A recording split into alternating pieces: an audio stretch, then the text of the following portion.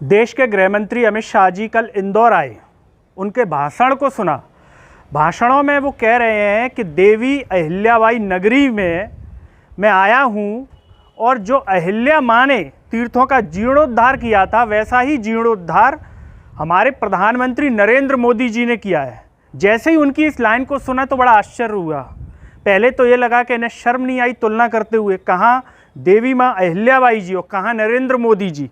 जहाँ भ्रष्टाचार की सरकार की तुलना हो रही है देवी अहिल्याबाई जी से। क्या अहिल्याबाई जी ने जितने भी तीर्थों का जीर्णोद्धार किया, जितने भी मंदिर बनवाए, क्या वो चंद महीनों में उखड़ गए? उनकी मूर्तियाँ उखड़ गईं।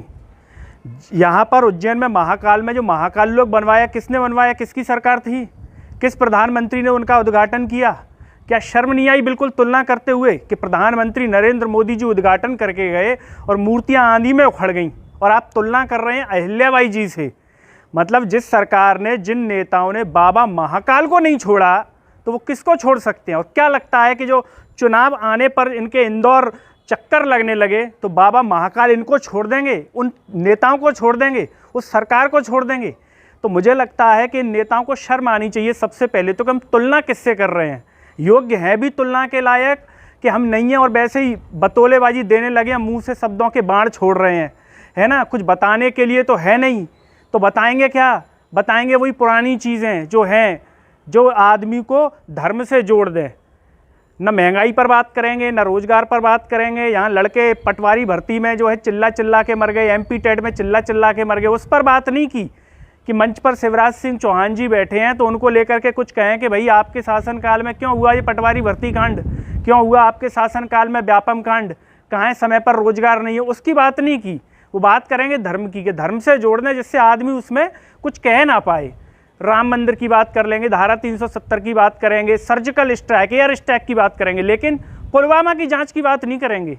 जो सत्यपाल मलिक जी ने कहा कि देश के जवान शहीद हो गए, सरकार चाहती तो उन्हें बचा सकती थी, उस पर कुछ जवाब नहीं है। क्यों?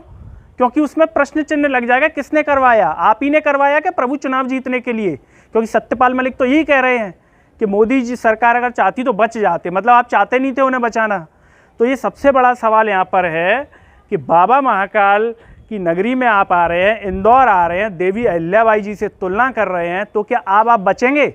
और कांग्रेस के शासन की आप बुराई कर रहे हैं, कीजिए, आप राजनीतिक व्यक्ति हैं, लेकिन फिर उसी कांग्रेस के सहारे आप सरकार भी बना रहे हैं 2018 में, उन्हीं को भाजपा में सम्मिलित करके आप भ्रष्टाचार की गंगा बहा रहे हैं। भाई वो भ्रष्टाचारी थे आपके अनुसार, फिर आपने उनको क्यों ले लिया? क्या वो धुल गए सर्फ एक्सल पाउडर से आपके अंदर आने के बाद पार्टी में?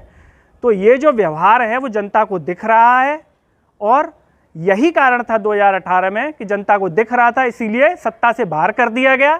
और जब बाहर हो गए, जो जोड़ तोड़ कर करके सरकार बना ली गई, अब फिर से जनता के बीच में आए हैं। लेकिन जनता को भी दिख रहा है कि बाबा महाकाल की नगरी में जो घोटाला किया गया, जब उनको नहीं छोड़ा तो ये हमको क्या छोड़ेंगे।